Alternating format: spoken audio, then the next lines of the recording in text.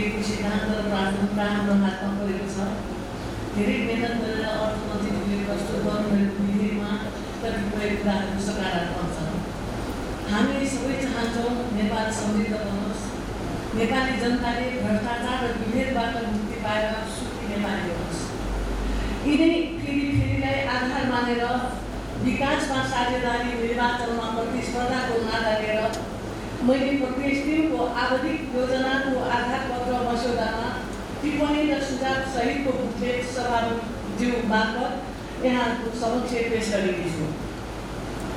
विज्ञ विशेषज्ञहरूको राय सुझाव दिएर तयार पारेको मेरो सुझावहरूले आगामी बजेट र योजना बनाउन केही हद भए पनि सहयोग गर्नेछ भनेर मैले विश्वास गरेकी छु र यहाँ पनि म आफ्नो केही सुझावहरू राख्न अनुमति चाहन्छु।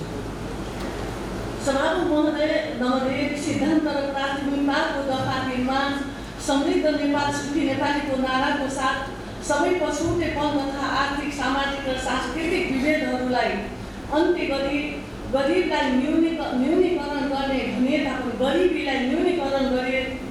भने तापनि यस्तो सर्वोपरि महत्त्वको विषयलाई के कहाँ कसरी कहिले भने पनि आशय खुलाइएको पाइँदैन।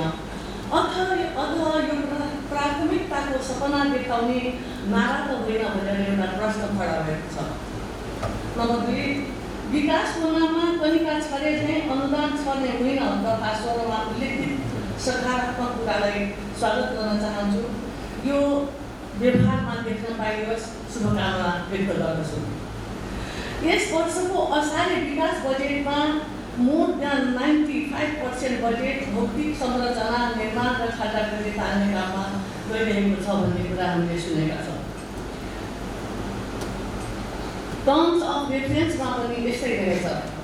यस्तो हतारमा वर्षायामको समयमा असार मसान्तभित्र सक्नुपर्ने योजना साँच्चीकै सफल योजना हो त? हामी आफैले प्रश्न गरौँ। तर हामी सबैको अन्तरात्माले भन्छ होइन, सफल हुने प्रोजेक्ट होइन भनेर हामी सबैको अन्तरात्माले भन्छ। तर असारे विकास बजेट लिन हुन्न भन्दै पनि हामी यो बजेट र योजना लिन बाध्य भयौँ। आगामी बजेटमा यो बाध्यता हामीलाई नपारिदिनु होला भने सभामुखज्यू मार्फत अर्थमन्त्रीज्यूलाई म निवेदन गर्दछु। साथै पूर्वाधार विकास मात्रै विकासका आधार होइन भन्ने कुरा सरकारले हितका राखोस् भन्ने कुरा पनि म अनुरोध गर्न चाहन्छु। नम्बर 3 सभामुख महोदय, पूर्व वक्ता साथीहरूले पनि ध्यान आकर्षण गराइसक्नु भएको छ। लैङ्गिक उत्तरदायी बजेट आउने कुरा पनि स्पष्ट भएको देखिएन, जो पारदर्शी हुनु जरुरी थियो। प्रदेश सरकार तथा स्थानीय निकायहरूले योजना तर्जुमा गर्दा लैङ्गिक उत्तरदायी बजेट तथा अडिटिङलाई मुख्य योजनामा राखियोस् भन्ने जोरदार म माग गर्दछु। महिला सशक्तिकरण, हिंसा न्यूनीकरण, समानताको अवसर, क्षमता, दक्षता अभिवृद्धि गर्नको लागि प्रविधि, शिक्षा, सुविधा, अवसर दिलाउने योजना र बजेट आओस्। यहाँ प्रविधिलाई फोकस गरेको कहीँ देखेन। 2030 को एसडिजीलाई पनि ध्यान पुर्याएको थियो, यसमा पनि कमी देखियो।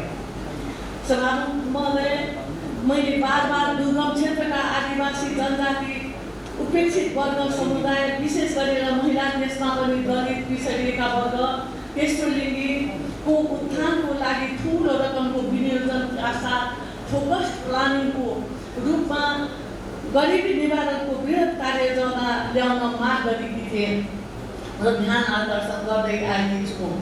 तर यसमा खासै वास्ता नगरेकोले खेदपूर्वक सभामुखज्यू मार्फत यस विषयमा अझ गम्भीर रूपले छलफल होस् भन्ने म माग राख्न चाहन्छु।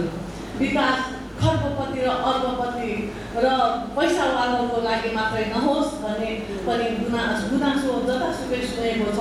अब विकास यी निमुखाको घर दैलोमा पुग्नुपर्छ भन्ने मेरो चाहना छ र माग पनि गर्दछु।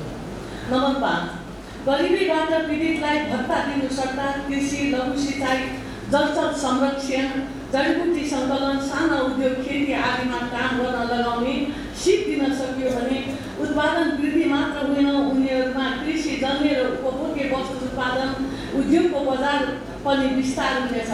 साथै कृषि विकासको दरमा औद्योगिकरणको पनि बढाउन सकिनेछ। यसमा पनि म माग गर्दछु। धन्यवाद।